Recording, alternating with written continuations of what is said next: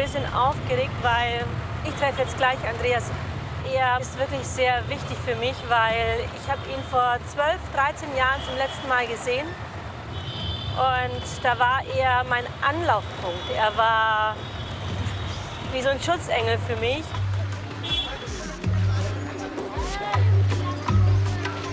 Andi! Andi! Da ist er. Andi, da bist du hier. Namaste. Und ein bayerisches Servus, grüß dich. Grüß dich, Ja, servus. Jesus, das freut mich. Schon so lange her.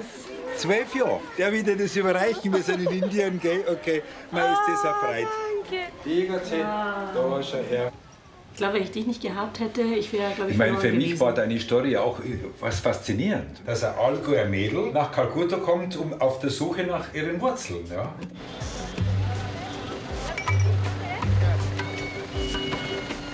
Ziemlich früh in meinem Leben ist die Frage eigentlich aufgekommen, bin ich es wert, adoptiert worden zu sein? Ich wollte meine Eltern stolz und glücklich machen, weil ich ihnen zeigen wollte, dass diese Adoption, dass sich die gelohnt hat, dass auch ein adoptiertes Kind wie ich genauso gut sein kann wie alle anderen auch. Auch wenn ich in den Gossen von Kalkutta war, dass ich die Liebe verdient habe von ihnen, dass meine Eltern es nie bereuen, mich adoptiert zu haben.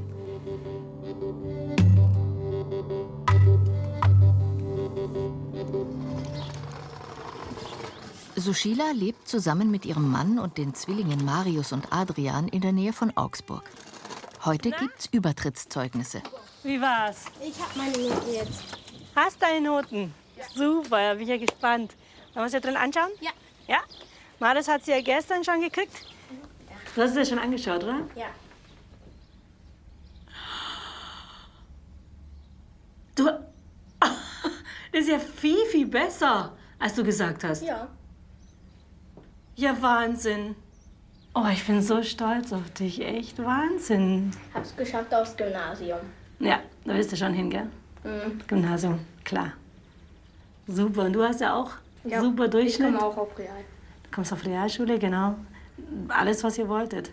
Das war mir so wichtig, dass ihr auf jeden Fall den Durchschnitt habt, den ihr wollt, für die Schule, die ihr wollt. Aber diese 4. Klasse, das ist auch der Jahrgang, an den ich mich am meisten erinnere, weil es einfach Stress pur war. Ich weiß noch, dass ich von der Schule heimkam und die meisten haben sich dann getroffen zum Spielen. Ich war dann zu Hause, habe Hausaufgaben gemacht und dann erst mal gelernt.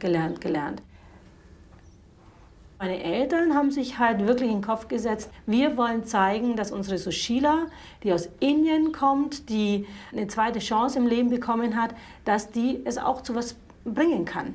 Und das wollen wir uns beweisen und das wollen wir auch der Umwelt beweisen.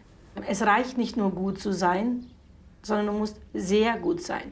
Du musst besser sein als die anderen, nur dann bist du gut.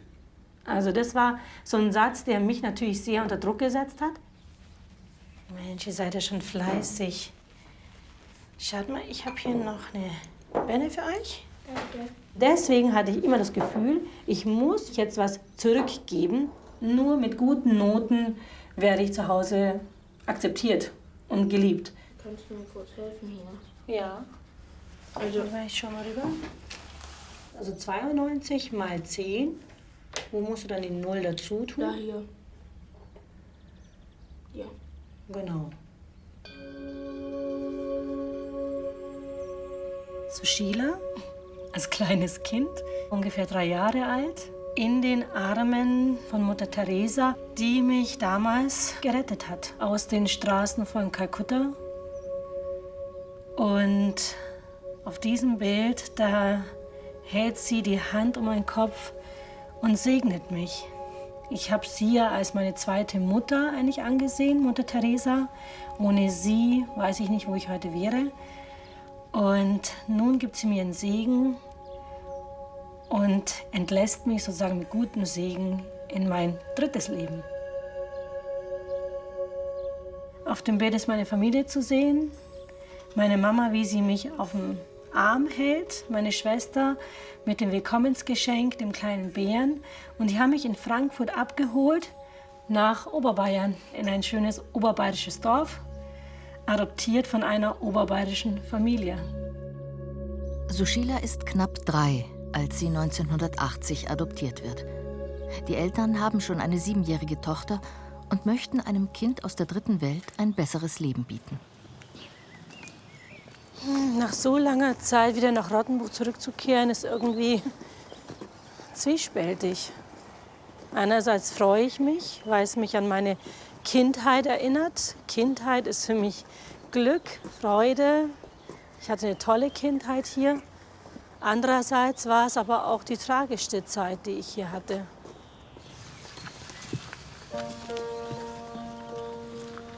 Deswegen bin ich halt gespannt, welches Gefühl kommt eigentlich am stärksten in mir wieder hoch, wenn ich es sehe. Über 20 Jahre hat die Familie hier glücklich gelebt, bevor sich alles änderte. Der heutige Besitzer gestattet ihr einen Blick ins Haus.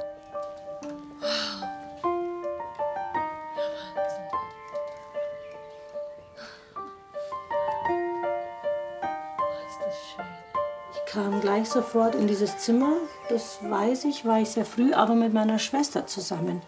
Also wir hatten gemeinsam dieses Zimmer hier. Ich weiß noch, dass meine Eltern sehr oft nachts wegen der Zeitumstellung ja dann hier rüber kamen. Und dann sind wir in die Küche gegangen und haben dann Erdnüsse und Bananen gegessen, weil ich von Indien wohl Erdnüsse und Bananen gewohnt war. Es zeigen gleich ganz viele Bilder in mir hoch, wie ich hier auf der Fläche saß und mitgekocht habe mit einem Holzrührlöffel. Hier stand mit einem kleinen Hockerchen und mit abgespült habe. Und stolz war ich, wenn ich hier helfen konnte. Und vielleicht auch meine Mama beeindrucken konnte, wenn ich hier mitgearbeitet habe, mitgekocht habe, mitgebacken habe. Die Mutter kocht leidenschaftlich gern. Sie ist Diätassistentin, bleibt aber für die Kinder zu Hause. Der Vater ist Bauingenieur und arbeitet im Straßenbauamt. Das Schild habe ich noch selber gemacht aus Ton, Keramik. Und meine Eltern haben das so hingehängt. Und jetzt hängt es immer noch da. Das freut mich echt. Super.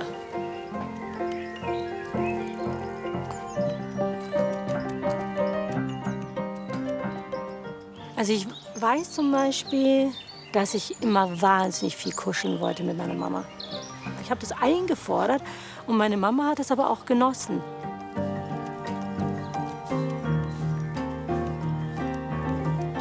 Es war auch wie im Paradies hier, ja. Also es war wirklich absolut mein Reich hier. Ich war hier wie eine Prinzessin. Hey! Hallo! Oh, Mann. Grüß dich. Und du hast was gebacken. Ja, ich back das so gern. Besuch aus der Nachbarschaft. Maria war eng mit Sushilas Schwester Daniela befreundet. Das erste Mal, als ich dich gesehen habe. Ich weiß noch, du warst bei deiner Mama auf dem Schoß und ich kam dann rein und der war natürlich neugierig und dann sage ich, wer ist das? Und dann sagt deine Mama, ja, das ist die Schwester jetzt von der Daniela. Und ich so, was? Ich konnte mir das ja überhaupt nicht vorstellen. Genau, aber das kann ich mir total, das war genau hier auf der Bank. Am Anfang warst du noch ganz schüchtern und dann bist du ganz viel hier im Garten da auf der Decke gehockt und hast indische Lieder gesungen. Sie war natürlich schon aufgrund ihrer Hautfarbe bekannt wie ein bunter Hund. Also die Sushila hat man überall gekannt. Und es war natürlich auch wirklich was Besonderes, Exotisches. Ich glaube, das erste dunkelhäutige Kind im Dorf, und so ein kleines Dorf wie Rottenburg. Also es war schon eine Sensation. Schau mal. Ich kann mich erinnern, dass ich immer ganz eng bei meiner Schwester war und immer bei ihr war. Und immer alles, was sie gemacht hat, wollte ich dann auch machen. Weil ich auch verglichen wurde mit meiner Schwester, die irgendwie genau das geschafft und geleistet hat, wie es meine Eltern wollten. Daniela ist ruhig, Sushila eher quirlig. Die Schwestern haben bis heute Kontakt, doch im Film möchte Daniela nicht mitwirken. Mein Wunsch war ja nur, so sein zu wollen wie die anderen. Ich wollte eigentlich so in Reih und Glied zu den anderen sein. Wo die Sushila im Kindergarten war, da gab es so einen Waschstein, wo man nach dem Sandkasten sich dann die Füße und sowas waschen musste. Und dass sie nämlich dann versucht hat, sich irgendwie die braune Farbe wegzuwaschen. Eine Sache weiß ich auch noch, dass sie zu diesem Trachtenverein nicht gehen durfte. Da haben sich dann ihre Eltern wahnsinnig drüber geärgert. Es kam schon auch eben diese skeptischen Blicke, wie mit dem Trachtenverein, die mich nicht akzeptiert haben. Dann auch von anderen Lehrer-Ehepaaren, die dann gesagt haben, adoptieren käme für mich überhaupt nicht in Frage, die Gene sind doch dann eh schon verpfuscht. Als sie dann sowas gehört haben, ist in ihnen so dieses, warum kann man eigentlich nicht etwas machen, ohne kritisiert zu werden? Warum seht ihr nicht einfach das Schöne, sondern das Negative? Und meine Mama hat irgendwie das Gefühl gehabt, sie ist da immer in einem ständigen Kampf, sich selbst zu beweisen, sich den anderen gegenüber zu beweisen, dass das, was sie getan haben, mich zu adoptieren, dass es das Richtige war. Also dieses bisschen Diskriminierende, diese Angst vor dem Fremden haben sie meine Eltern spüren lassen. Und mit der Zeit kam das, dass ich es auch zu spüren bekommen habe durch andere Kinder, die vielleicht ihren Eltern nachgeplappert haben und mich das auch spüren haben lassen. Hey, Sushila! Hey. Im Hof der ehemaligen Schule ist sie mit Katharina verabredet. Super. Freue mich, dich zu sehen. Es ist echt schön, dich nach so langer Zeit hier wiederzusehen. Ja. Hier. Und das war richtig, richtig eine tolle Zeit, weil wir uns dann gegenseitig auch so das Gefühl richtig gestützt haben. Ja, man hat sich halt auch so genommen, wie man ist. Ja, ja. Man hat da nicht drüber nachgedacht, dass irgendjemand anders oder sonst ist. Naja, also dieses Anderssein, das war schon, finde Aber ich, nicht schon zwischen immer ein uns. Thema. Nee, zwischen uns Zwischen nicht. uns gar nicht. Nee. Wir waren beste Freundinnen, waren auch fast täglich immer zusammen, nachmittags und alles. Sushila war ja auch eine lustige, intelligente, immer in Action unterwegs und wir haben uns einfach super ergänzt. Früher war es halt auch oft so, dass sie dann gehänselt wurde von der Hautfarbe oder dass mir einer gesagt hat, du stinkst oder so. Sie hatte halt dann, war natürlich schon traurig und niedergeschlagen und ich habe sie halt dann unter anderem immer aufgebaut und habe gesagt, ich denke da nichts, gucken da an oder guck sie dir an, was können die, was kannst du. Natürlich waren viele Kinder auch neidisch. Sie hatte halt auch gewisse Privilegien durch ihre Eltern. Die wollten halt schon, dass sie Klavier lernt, sie wollten auch, dass sie Ballett nimmt, sie war auch gut im Skifahren. Also ihr wurde schon viel ermöglicht, was andere Kinder nicht konnten. Und dann war sie halt auch noch sehr clever in der Schule und intelligent.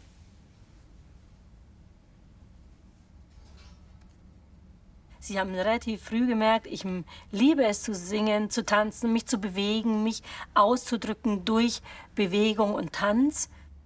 All diese Sachen, viel zu lesen, viel zu musizieren, all das, was eine perfekte Tochter, in die man ja all sein Tun und seine Erziehung reinsteckt, die wollte ich sein. Was sie mir gesagt haben, dass ich tun soll, wollte ich tun. Und nicht nur tun, sondern wirklich perfekt zu tun. Noten zum Beispiel, nicht nur eine 3 heimzubringen, sondern wirklich eine 1 und eine 2 heimzubringen. Und wenn es nicht geklappt hat? Wenn es nicht geklappt hat, wusste ich, dann kriege ich richtig Ärger. Die haben dann einfach gesagt, geh in dein Zimmer, wir wollen dich heute den ganzen Tag nicht mehr sehen. Haben mich nicht mehr in den Arm genommen, mich nicht mehr gekuschelt. Diese Enttäuschung in den Gesichtern meiner Eltern zu sehen, wenn ich nicht die Leistung heimgebracht habe, die ich hätte bringen sollen. Ich habe sehr oft wirklich viel Anspannung mitbekommen und auch viel Streit. Wo? Und also bei ihr im Haus halt eben, also die Eltern mit der Sushila und auch, also es war oft sehr angespanntes Verhältnis auch, oder Atmosphäre einfach auch da. Ihr Vater war ja auch unter anderem Messmer in der Kirche. Er hatte auch hier im Dorf ein gewisses Ansehen. Und er wollte dann natürlich auch, wenn er schon ein Kind adoptiert und es ist aus dem Ausland, wollte er natürlich nicht, dass es dann so ein Dummerchen oder irgendwas ist. Also da war dann schon der Druck dahinter, dass er die Leistung bringt und auch einen gewissen Stand dann in der Gemeinde hat. Deswegen dachte ich mir, es liegt an mir, sie glücklich zu machen. Es ist meine Verantwortung, sie glücklich zu machen. Und deswegen habe ich alles Erdenkliche versucht zu machen, dass sie stolz auf mich sind. Und dieser Satz, ich bin echt stolz auf dich, den wollte ich immer hören.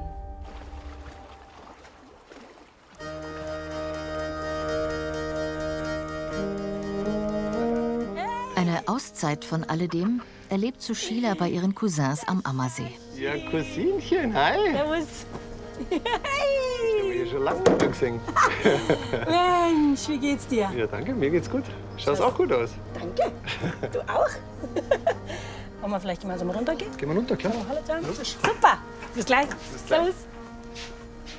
Ich habe stressfreie Zeiten gehabt, wenn ich in den Ferien irgendwie weg sein konnte von zu Hause. Und das haben mir meine Eltern ja zum Beispiel ermöglicht, dass ich in den Ferien oft nach Utting durfte, an den Ammersee. Hey, Andi! Servus! Hey, grüß dich! Ich komm zu Hey, dir komm aufs rein. Schiff. Ja, klar. Hey, wie geht's dir? Gut, und selber? Super, wenn ich die sehe, immer. Warst du draußen? Ja. Heute, bei dem Wetter. Ja. Wirklich? Schon wieder. Sonne scheint. Regnet nicht. Was willst du mehr? Sushi war eigentlich im Prinzip, wie soll man sagen, die war halt dabei. Ja, das war, wenn wir hier in der Früh runter sind zum See, war sie dabei oder oft auch mit ihrem Onkel, mit Willi, mit unserem Vater beim Fischen nur und nachher beim Fische verarbeiten, ausnehmen. Oh ja. Sushi war immer dabei. Das war, die hat halt dazugehört. Der Sushi war immer treibauf. Die konnten nicht sitzen. Das war 10 Minuten stillsitzen war Drama. Das ging überhaupt nicht. Kuchen essen weg. Das war immer. Die war immer in Bewegung. Die war nicht so empfindlich, was die, also zum Beispiel Genau. Fischolanger oder hier ins Wasser oder wenn sie mir mal die Taufen, die sie immer gemacht hat, so mit Klamotten ins Wasser. Wenn ich hier angekommen bin, dann habe ich mich immer frei gefühlt. Frei, ungebunden, ungezwungen, unbeschwert, frei von irgendwelchen Regeln, frei von Druck, Stress, den ich daheim gehabt habe. Weil auch die Leute hier mir einfach genommen haben, wie ich bin. Also hier wurde nie irgendwas erwartet. Sushila muss so sein oder so sein, sondern hier habe ich gewusst, so wie ich bin, komme ich gut an. Da muss ich mich nicht verstellen. Und das aber ganz unbewusst. Ja, ganz unbewusst, frei. Deswegen habe ich mich hier immer frei gefühlt. Ist auch immer Platz da für dich. Ja, das ist das, was ich auch spüre. Wenn ich komme, dann bin ich immer willkommen. Na klar. Und ihr sagt mir immer, dass ich einen Platz habe bei euch, dass ich Teil eurer Familie bin. Und das ist einfach ein großes Geschenk.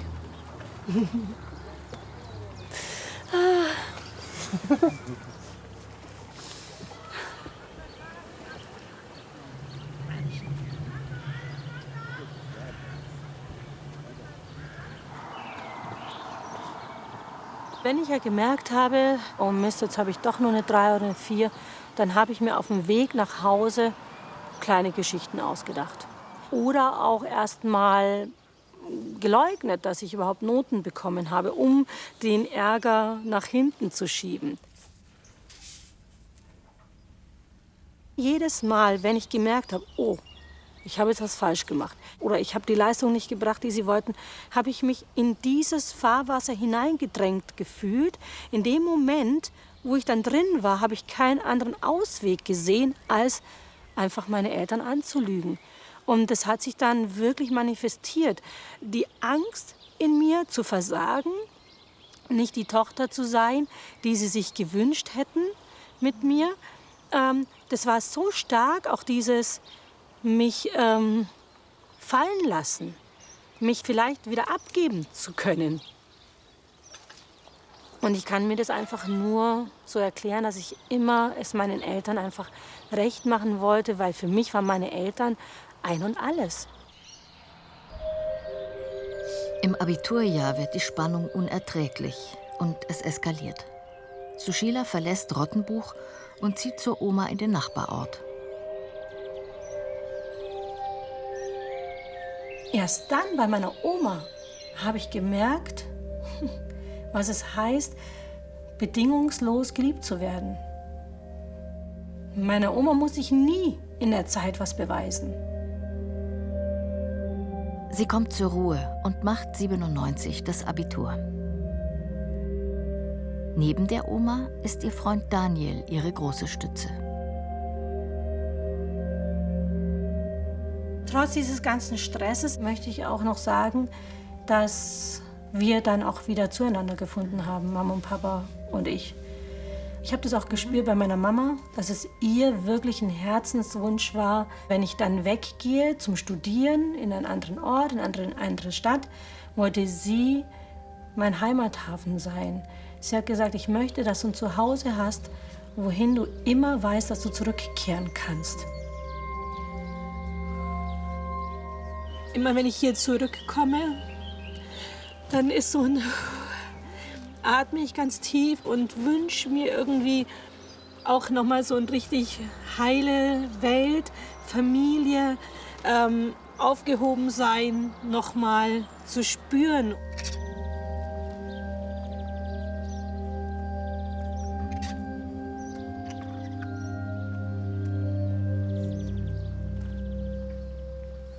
(1998), ein Jahr nach dem Abitur, verändert sich mit einem Schlag alles, als eines Morgens plötzlich die Polizei vor der Tür steht.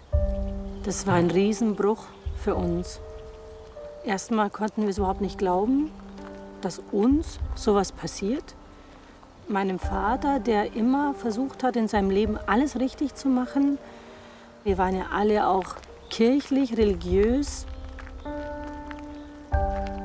Mein Vater war im Bauunternehmen und da wurde ihm vorgeworfen Steuerhinterziehung, Bestechung und Veruntreuung.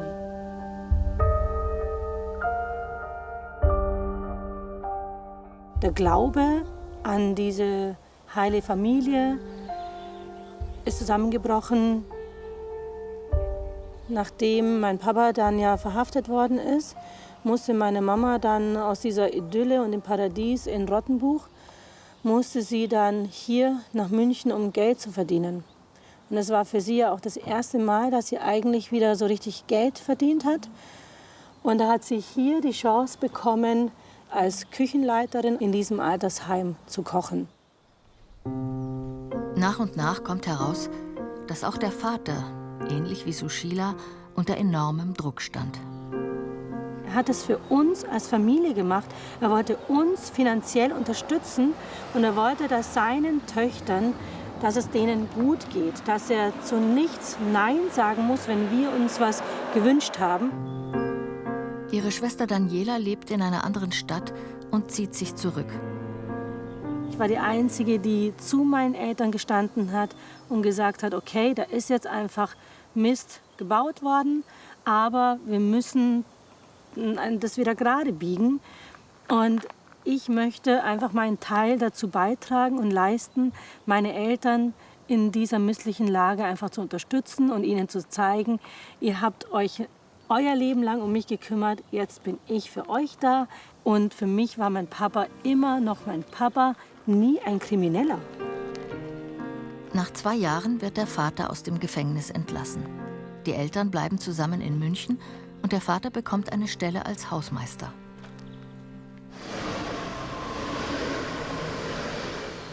Heute ist Sushila unterwegs von Augsburg nach München in die Arbeit. Sie ist Schauspielerin.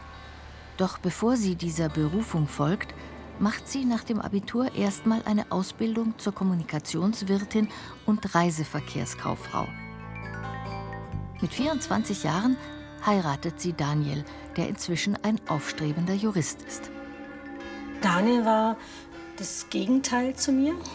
Er war ruhig, bedacht, sehr vernünftig. Er hat mir oft den Wind aus den Segeln genommen, nicht so emotional auf viele Dinge zu reagieren. Und das hat mir gut getan. Er hat mir gut getan. Es war immer so meine romantische Vorstellung, mit Daniel alt zu werden.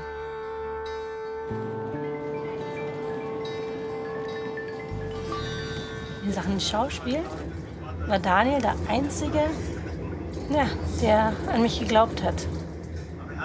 Er hat mich unterstützt, er hat mich regelrecht gepusht in diese Richtung. Und dadurch habe ich dann richtig Mut erhalten und Mut bekommen, meinem Traum, dem Schauspiel, nachzufolgen. Also ihm habe ich es eigentlich zu verdanken, dass ich auch wirklich diesen Weg gegangen bin. haben Sie vielleicht zufällig mein Auto gesehen? Wie jetzt? Ist es weg?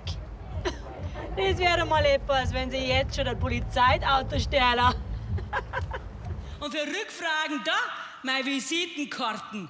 Blumenstand-Gassinger, Viktualienmarkt 3.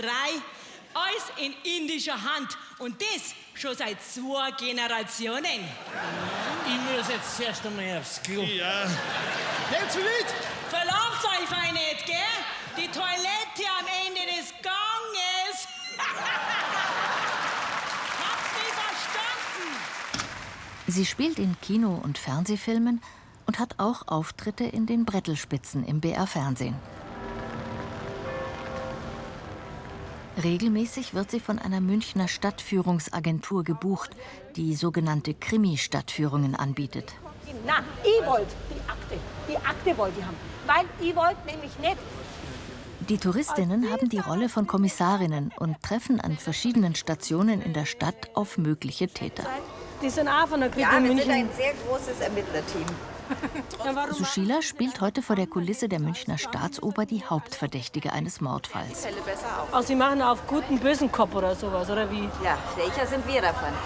Also wie Sie ausschauen, eher die Bösen. Kennen Sie einen Herrn Blieninger? Das heißt, Ja, letztes Jahr ist er mir ein bisschen auf die Pelle gerückt. aha. Ja, zufrieden. Wo ist er Ihnen denn auf die Pelle gerückt? Gab es da ein Verhältnis? Ein Verhältnis. Nein, ein Verhältnis nicht. Aber er hat mich gestalkt. Wann hat er denn aufgehört, Sie zu stalken? Vor einem Jahr, als ich ihm gesagt habe, Freundchen, so nicht. Mit 24 hängt sie ihren Beruf als Reiseverkehrskauffrau an den Nagel und besucht eine Schauspielschule. Wenn nicht. Es hat mich natürlich dann positiv überrascht, wenn meine Eltern plötzlich im Publikum saßen und ich mir gedacht habe, wow, jetzt kann ich meinen Eltern zeigen, dass der Weg, den ich eingeschlagen habe, für mich persönlich der erfüllende Weg war und ich das jetzt zeigen kann in meinem Spiel. Ich weiß auch, dass sie überall ihren Freunden erzählt haben, wenn ich irgendwo zu sehen war, schalte den Fernseher an, unsere Tochter spielt da. Und da waren sie stolz auf mich.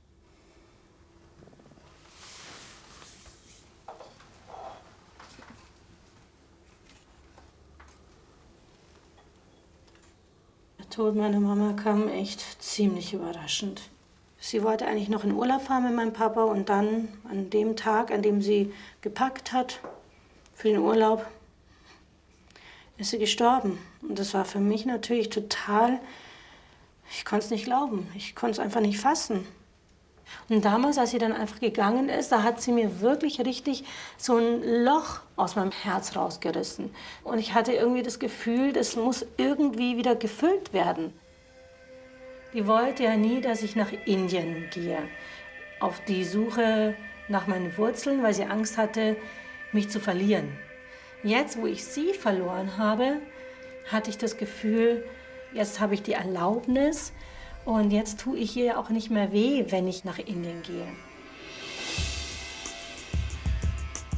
Mit 29 reist sie zum ersten Mal nach Kalkutta, wo sie geboren wurde. 12 Jahre später begleiten wir sie dorthin. Ich kann es irgendwie immer noch nicht fassen. Ich kann es einfach nicht fassen. Mein Herz schlägt gerade ganz schnell, weil ich irgendwie überwältigt bin, einfach von dieser Kulisse, von der Luft, von diesem Duft. Und irgendwie nach 12 Jahren jetzt wieder hierher kommen, das ist einfach wow. Nach langer Zeit. Als erstes besucht sie Andreas, der auch damals ihr Anlaufpunkt war. Hier kümmert er sich um Straßenjungen mit psychischen und körperlichen Beeinträchtigungen. Happy welcome to you. Happy welcome, dear Sushila. Happy welcome to you. Very good. Wow, very good. So. Thank you. Die haben extra für mich gesungen. Schön. Komm, Akas, komm. Komm, Akas, Zeit. Jetzt geh. Seit 30 Jahren lebt der Oberbayer Andreas in Kalkutta. Da schau her. Da sitzen wir uns jetzt ein bisschen ratschen, okay?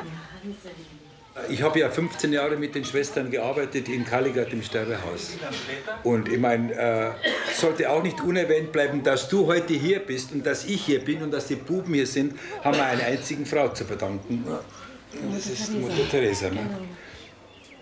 Ich glaube, das ist bei Adoptivkindern oft der Fall, dass die einfach dann irgendwann mal ihre Wurzeln besuchen wollen oder finden wollen. Ne? Sie hat gehadert, wie war das mit ihrer biologischen Mutter, warum ist sie zur Adoption freigegeben worden, was war da was? Ich meine, sie hat vielleicht gedacht, hat meine Mutter mich einfach nicht geliebt und weggegeben oder hat sie mich einfach weggeworfen? Aber da warst du für mich einfach jemand, der es für mich geschafft hat, diesen Wunsch dann in die Tat umzusetzen. Wenn ich dich nicht gehabt hätte, glaube ich, wäre ich heute noch nicht hier. Als ich dann in dem Adoptionsoffice war. Du hattest Probleme, das Haus zu betreten, das weiß ich noch. Ja, ich weiß noch, dass wir beide... Du konntest den Schritt irgendwie, du hast gezögert, du konntest den Schritt nicht... Wir standen da Hand in Hand vor dieser Tür. Es war für mich der Moment, auf den ich 29 Jahre gewartet habe. Heute steht sie wieder vor dem Mutterhaus, wo Mutter Teresa bis zu ihrem Tode 1997 gelebt und gewirkt hat. Ich bin so dankbar, dass ich hier sein kann einfach. Ich freue mich so, weil ich immer noch irgendwie auf der Suche bin. Nach dem eigenen Ich, nach was mich ausmacht. Wo gehöre ich hin? Von hier aus ihrer Zentrale kümmern sich die Schwestern um die Ärmsten der Armen, indem sie zum Beispiel Kinder aus den Straßen Kalkuttas retten, die dann im Shishu Bhavan, dem Kinderheim des Ordens, ein Zuhause finden. Es ist einerseits zwar nicht mehr ganz so, wie es letztes Mal war. Vor 12 Jahren, da hatte ich das Gefühl, bin ich es überhaupt wert, hier reinzugehen? Bin ich würdig genug? Und da habe ich mich immer gefragt, habe ich mein Leben bis dahin so gelebt, wie es vielleicht Mutter Teresa gewollt hätte? Wie es eine Mutter von einem gewollt hätte? Dieses Gefühl habe ich jetzt heute zwar nicht mehr, aber ich fühle trotzdem irgendwie eine wahnsinnige Ehre, Dankbarkeit, Demut auch. Die Adoption 1980 wurde von Schwester Margaret Mary begleitet. Als sie sich vor 12 Jahren hier wiedersehen, ist dies für beide ein ergreifender Moment.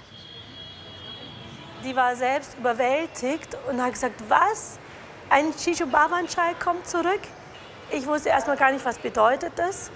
Und dann hat sie mir erklärt, dass es nicht oft passiert, aber dass es auch für sie eine sehr große Ehre ist, zu sehen, wenn eins ihrer Kinder zurückkommt und sagt, schaut mal, was aus mir geworden ist, dank euch, dank eurer Arbeit. Und das bedeutet den Schwestern hier auch wahnsinnig viel.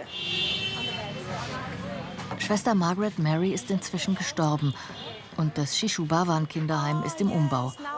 Aber es existieren noch alte Fotos von den Orten, an denen für Sushila alles begann. Oh yeah, that's where we had the slides and the swing. Ah, We all used to play there. Der wichtigste Schritt für mich war auch der Weg ins Adoption Office, um meine Akte einzusehen. Was sie vor 12 Jahren hier erfährt, verändert alles für sie. Laut der Unterlagen ist sie nicht gleich nach der Geburt weggegeben worden, wie sie dachte. 2 Jahre lang lebt sie noch mit ihrer Mutter zusammen, bevor diese schwerkrank von den Schwestern gefunden wird. Sie nehmen sie und ihre kleine Tochter in Obhut. Da sich die Mutter nicht mehr um Sushila kümmern kann, übernehmen die Schwestern das Sorgerecht. That's why she took care of you for those 2 years. In dem Moment, in dem ich erfahren habe, dass ich ein geliebtes Kind war, dass meine Mama mich nicht weggeben wollte, sondern musste, von dem Moment an habe ich angefangen, mich selbst zu lieben, mich selbst zu akzeptieren. Mein Selbstbewusstsein ist auch stärker geworden und ich wusste, wo ich hingehöre. Da bin ich dann aus diesem Office rausgegangen mit so einem inneren Frieden in mir, mit dieser Gewissheit, alles ist gut. Und ich bin gut so, wie ich bin, weil mich die Menschen in meinem Leben von Anfang an immer gewollt haben. Die Identität ihrer leiblichen Mutter bleibt für Sushila im Dunkeln. Dennoch möchte sie sehen, wo ihre Mutter zuletzt gewesen ist.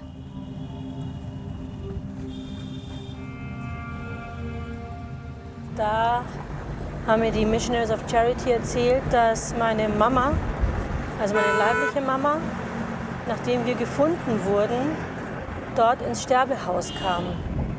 Und so erhoffe ich mir so ein bisschen, wenn ich auch dort bin, wo meine Mama gestorben ist, dass ich jetzt auch Abschied nehmen kann von ihr. In diesem Sterbehaus in Kalighat hat die Mission von Mutter Teresa vor knapp 70 Jahren begonnen.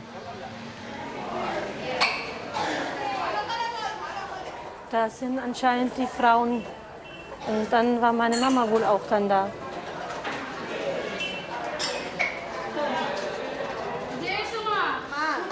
Oma.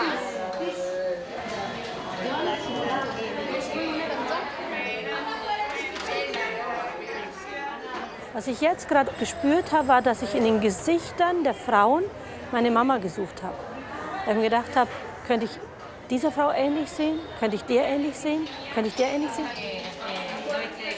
Wenn meine Mama irgendwie vergessen,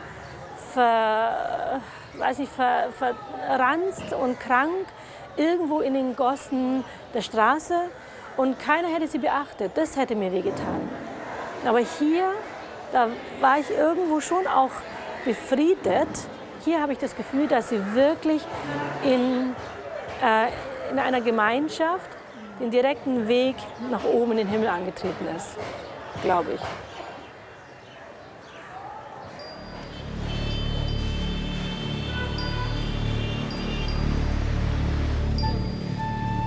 Auch heute macht sie sich auf den Weg in das Kinderheim, in dem sie als Kleinkind lebte.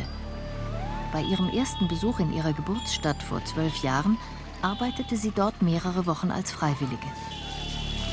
Dann wollte ich einfach wissen, wie sieht der Ort aus, wo ich früher war? Wie ist mit den Kindern umgegangen worden? Wie wird heute mit den Kindern umgegangen? Haben die Kinder es dort gut? Ich war dankbar, dass ich bei diesen 2-jährigen Kindern arbeiten durfte. Zu sehen, die sind jetzt in dem Alter, in dem ich war, als ich damals dort war. Und mich so ein bisschen auch als Mama zu versuchen. Es war einfach total beglückend und ich habe gemerkt, das ist es, was ich sein möchte. Ich will Mama sein, ich will was geben können, ich will aber auch so ein Geben und Nehmen, weil die Kinder haben mir ja auch wahnsinnig viel gegeben. Ihre Eindrücke möchte sie mit Daniel, ihrem Mann, teilen. Die Ehe steckt zwar in einer Krise, doch Daniel reist ihr nach. Es war sehr emotional, als dann Daniel auch mit im Shishu Bhavan war.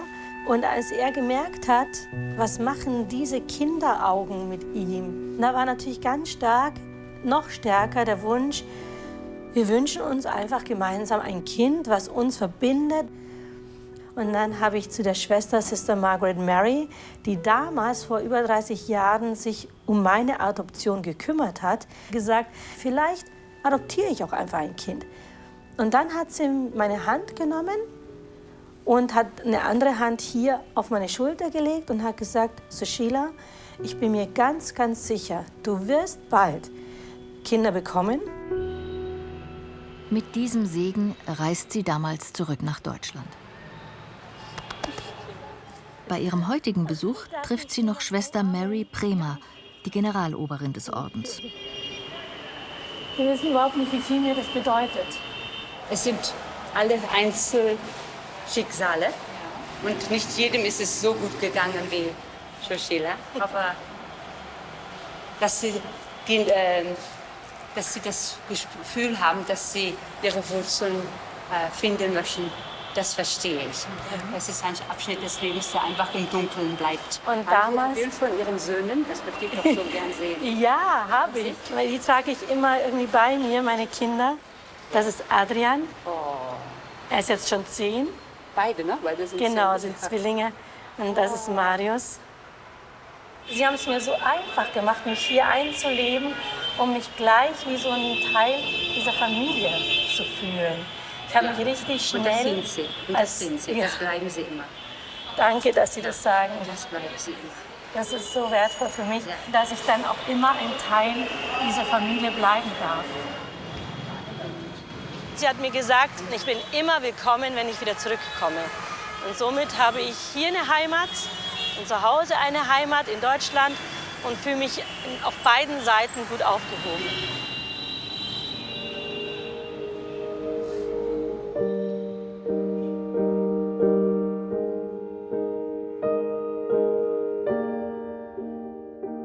Mittlerweile ist auch Sushilas Vater gestorben.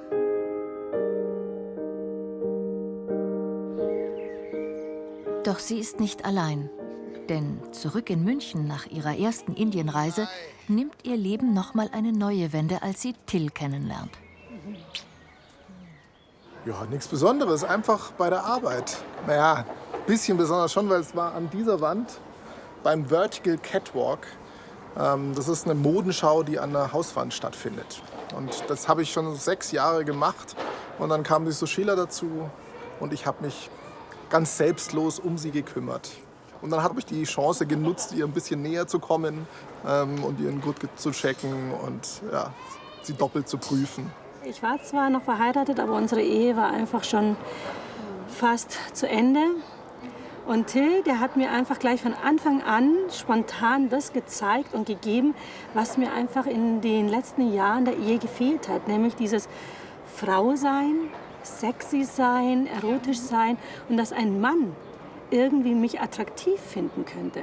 Und dann war ich so zwiegespalten und ich bin schon jemand, ich wollte dann erst mal so ein bisschen das eine beenden, bevor ich das andere eigentlich wirklich anfange.